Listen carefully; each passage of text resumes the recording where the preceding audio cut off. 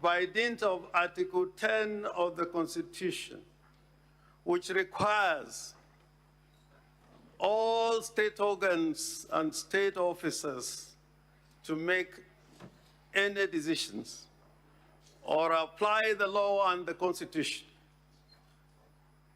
they are required to apply the Constitution of the Republic of Kenya. That is by dint of Article 1, Article 10, Sub-Article 1. So it should not be lost to anybody that the application of the Constitution in decision-making is entirely in the province of the courts. This Senate, on this particular issue, you are seized of this matter.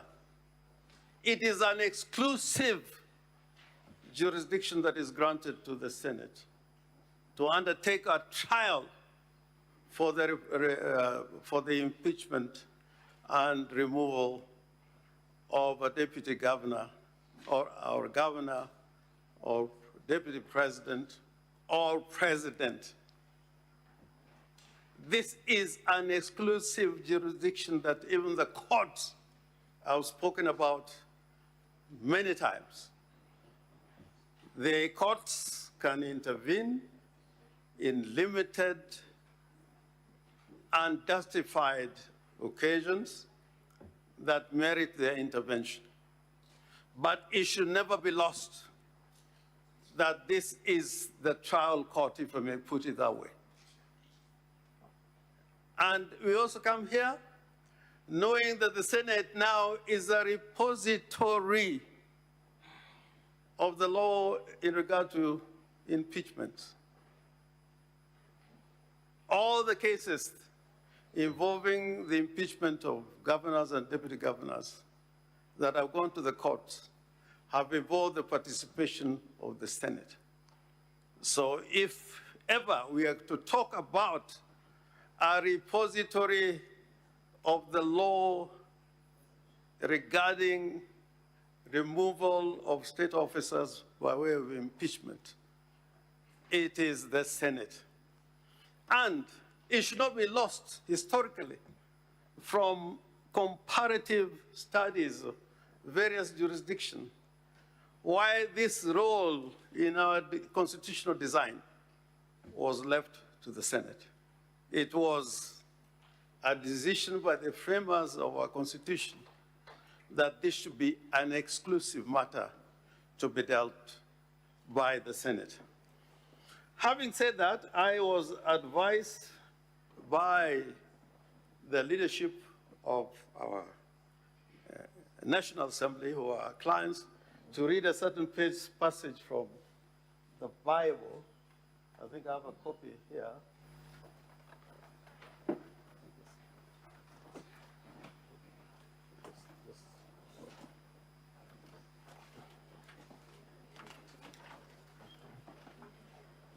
Yeah, I'm so sorry. I had to carry this particular Bible. I was so advised.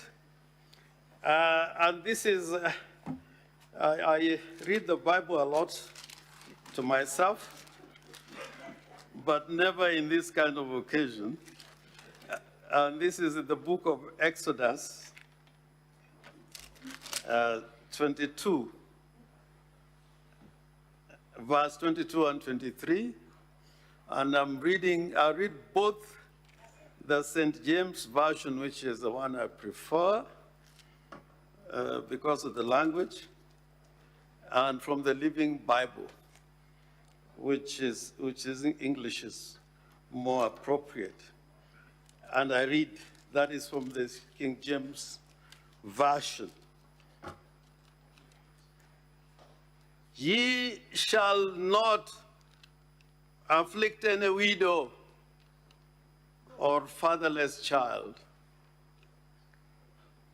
and my wrath shall wax hot, and I will kill you with the sword, and your wives shall be widows, and your children fatherless. From the Living Bible version. It reads as follows. The language is a little bit more palatable. You must not oppress, or you must not exploit widows or orphans. If you do so in any way, and they cry to me for my help, I shall surely give it, and my anger shall flame out against you, and I will kill you with enemy armies, so that your wives will be widows and your children fatherless. This is the Lord of the Old Testament. Now, I will come back to this matter later. But for now, I want to walk a constitutional journey with the Senate in giving a panoramic view of what our constitutional order is in regard to the office of the president and the deputy president. Under the old constitution, we had no provisions like the ones we have in this constitution. But this constitution, and I want to persuade the Honorable Senate, that it does not just address rights as contemplated in the Bill of Rights, but it also addresses fears. Fears out of a long struggle and experience of the people of Kenya. And in the Kenyan people having given themselves this constitution, they were addressing rights and fears, and more importantly, they wanted to establish a system of government that can work. And with that, I want to take the Senate to Article 75 of the Constitution, just to draw the attention of the House of the seriousness of the matter we are dealing with, which is provisions in relation to oath of office of state officers. 74. Before assuming office, before assuming a state office, acting in a state office, or performing any functions of the state office, a person shall take and subscribe the oath or affirmation of office in the manner and form prescribed by the third schedule or under an act of Parliament. Mr. Speaker, I want to take you to that schedule, and I want to draw a difference, a distinction between the oath of office that is administered to the president and the deputy president, as opposed to the other oaths that are taken by other state officers, including members of Parliament. And there's a big distinction. And when it comes to the oath of the due execution of office for the president and that of the deputy president, which is found in the third schedule of the Constitution, there are words there that I would plead to the Senate to consider in consideration to the matters which are raised in the motion of impeachment by the National Assembly and the charges as they've been read out here. Now, the motion, the oath for, or solemn affirmation for due execution of office for the deputy president reads as follows. I do swear solemnly affirm that I will always truly and diligently serve the people and the Republic of Kenya in the office of the deputy president. I pause there to emphasize those words that are found in the Constitution, that I will always truly and diligently serve the people of Kenya, that is the Republic of Kenya, and it continues to say as follows,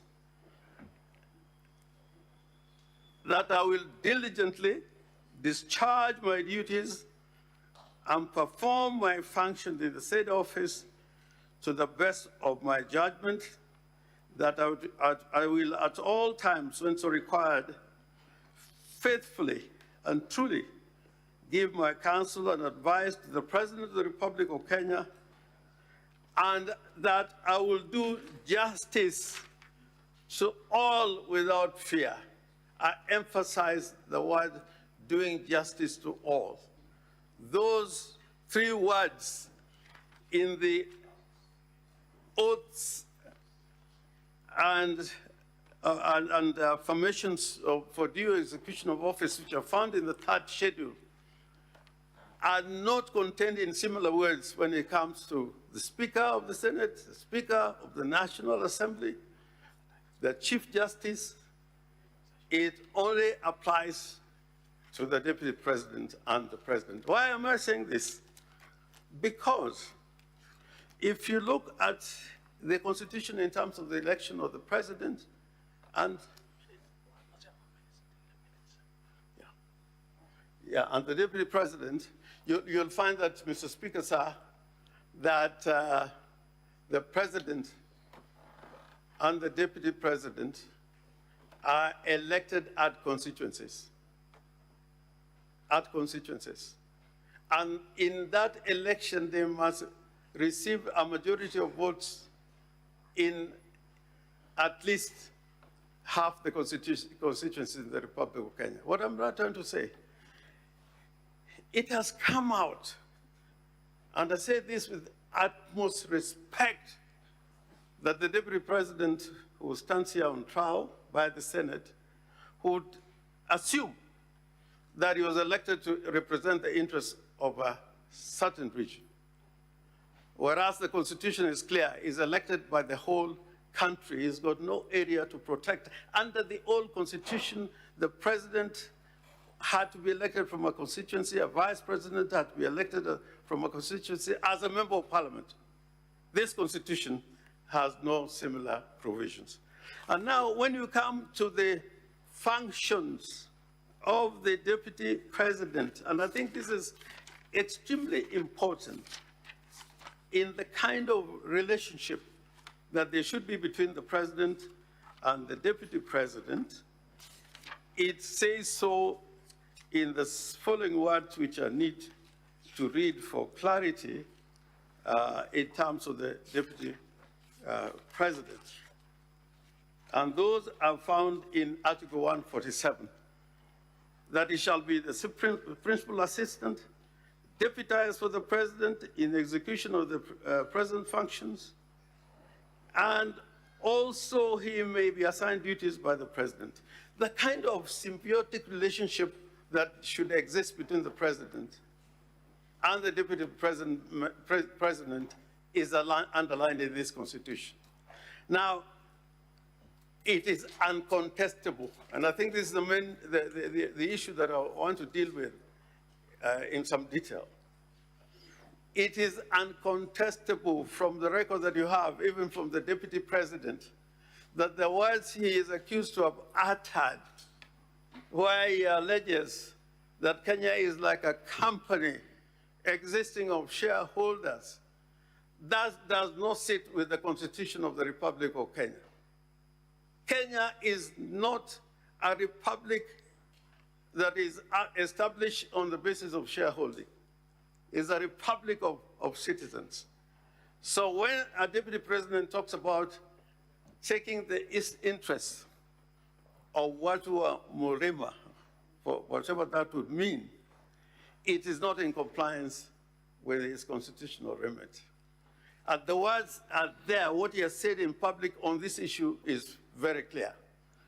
The second issue is on the question of collective responsibility.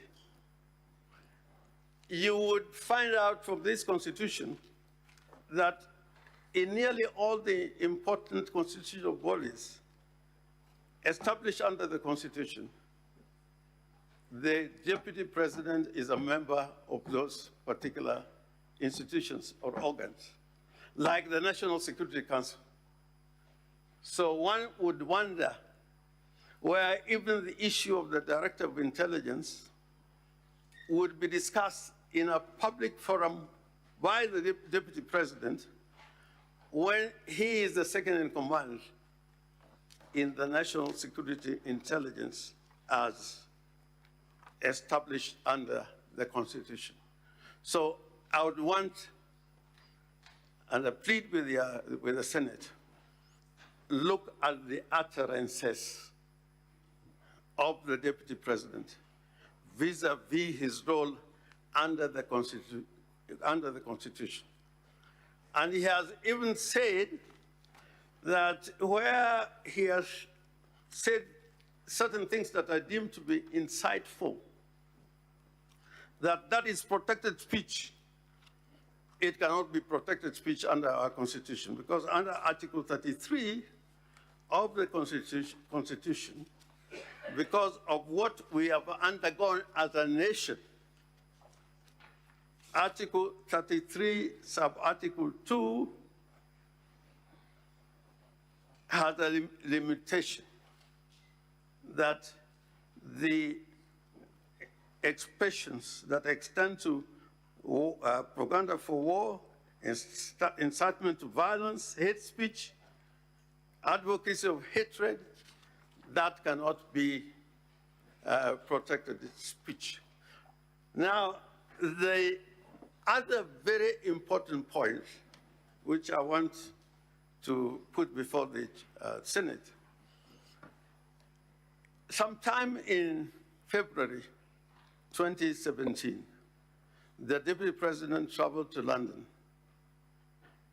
and he went to a hospital in London where his brother was admitted in ICU. When he arrived the next day,